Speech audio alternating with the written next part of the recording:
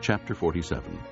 Joseph went and told Pharaoh, My father and brothers, with their flocks and herds and everything they own, have come from the land of Canaan and are now in Goshen. He chose 5 of his brothers and presented them before Pharaoh. Pharaoh asked the brothers, What is your occupation?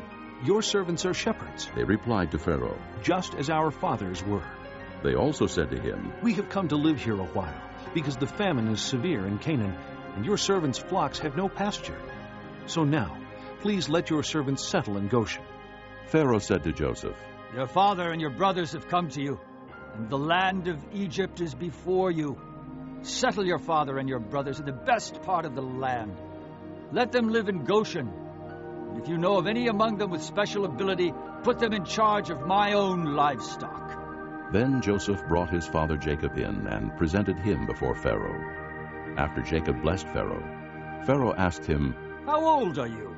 and Jacob said to Pharaoh, The years of my pilgrimage are 130. My years have been few and difficult, and they do not equal the years of the pilgrimage of my fathers. Then Jacob blessed Pharaoh and went out from his presence. So Joseph settled his father and his brothers in Egypt and gave them property in the best part of the land, the district of Ramesses, as Pharaoh directed. Joseph also provided his father and his brothers and all his father's household with food, according to the number of their children. There was no food, however, in the whole region, because the famine was severe. Both Egypt and Canaan wasted away because of the famine. Joseph collected all the money that was to be found in Egypt and Canaan in payment for the grain they were buying, and he brought it to Pharaoh's palace. When the money of the people of Egypt and Canaan was gone, all Egypt came to Joseph and said, Give us food.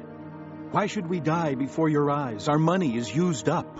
Then bring your livestock. said Joseph. I will sell you food in exchange for your livestock, since your money is gone. So they brought their livestock to Joseph, and he gave them food in exchange for their horses, their sheep and goats, their cattle and donkeys. And he brought them through that year with food in exchange for all their livestock. When that year was over, they came to him the following year and said, We cannot hide from our Lord the fact that since our money is gone and our livestock belongs to you, there is nothing left for our Lord except our bodies and our land. Why should we perish before your eyes, we and our land as well? Buy us and our land in exchange for food, and we with our land will be in bondage to Pharaoh. Give us seed so that we may live and not die, and that the land may not become desolate. So Joseph bought all the land in Egypt for Pharaoh. The Egyptians, one and all, sold their fields because the famine was too severe for them. The land became Pharaoh's, and Joseph reduced the people to servitude, from one end of Egypt to the other. However, he did not buy the land of the priests, because they received a regular allotment from Pharaoh and had food enough from the allotment Pharaoh gave them.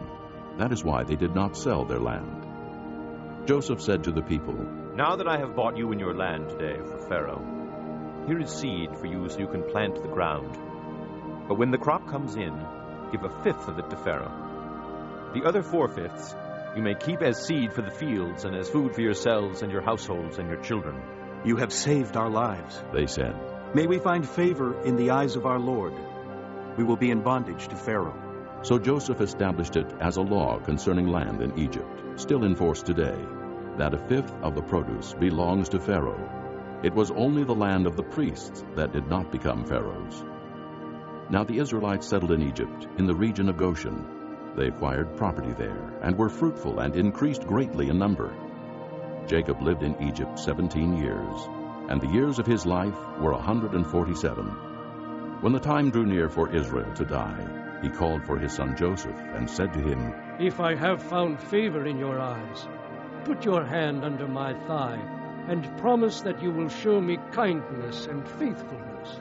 Do not bury me in Egypt, but when I rest with my fathers, carry me out of Egypt, and bury me where they are buried. I will do as you say. he said. Swear to me. He said.